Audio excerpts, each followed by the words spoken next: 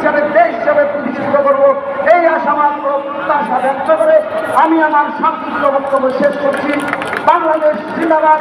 শহীদ রাষ্ট্রপতি জিয়াউর রহমান আমাদের মা আমার জনদেশের নেত্রী, যাকে যিনি বাংলাদেশের মানুষের মৌলিক অধিকারের প্রশ্ন আপত্তি দীর্ঘ 8টি বছর বিনা বিচারে জেলখানার ঘানি চলেছে, তার সুস্বাস্থ্য ও দীর্ঘায়ু কামনা করি এবং আমাদের হৃদয়ের স্পন্দন দেশ নায়ক জনাব তারেক রহমান জিন্দাবাদ। এবং পরিশেষে আবারও আয়োজকদের আমি অত্যন্ত কৃতজ্ঞতা প্রকাশ করেছি।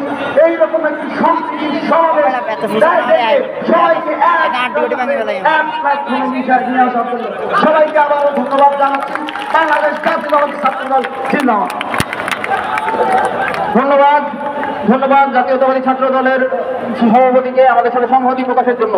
এই পর্যায়ে আবার পুনরায় বৈষম্য বিরোধী ছাত্র আন্দোলনের পক্ষ থেকে আমাদের সাথে এসে সংহতি প্রকাশ করবেন এবং বক্তব্য প্রদান করবেন বৈষম্য বিরোধী ছাত্র আন্দোলনের সমন্বয়ক আব্দুল হান্নান মাসুদ ভাইকে বিরত অনুরোধ জানাচ্ছি বক্তব্য প্রদানের জন্য। প্রিয় ছাত্র জনতা, আমরা 2009 সালের খুনিকে, 2013 সালের খুনিকে, 2024 সালের ছাত্র জনতার খুনিকে পালিয়ে যেতে বাধ্য করেছি।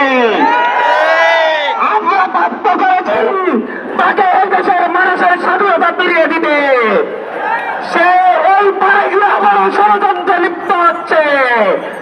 এদেশের স্বাধীনতার সার্বভৌমত্বের প্রশ্নে আমরা ছাত্র জনতা অবশ্যই আমাদের সার্বভৌমত্বের দিকে